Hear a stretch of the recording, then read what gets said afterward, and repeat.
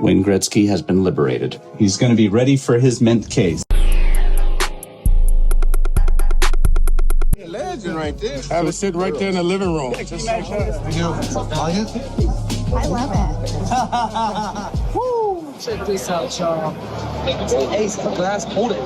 Does anyone else think that it's entirely ridiculous that we keep cards that are worth hundreds, thousands, and even tens of millions of dollars in cheap, flimsy, dated, and tacky plastic? I decided to fix the problem. These are the mint cases. We decided to use the greatest materials in the world and completely tried to reimagine every element of what it would take to not only protect a collectible, but to also make it more beautiful and put the focus back on the card where it belongs. We not only went and made these fully UV protected, we decided to really take on the counterfeiters. And this case solves the counterfeiting problem once and for all, completely destroys that arms race. But we didn't just stop there.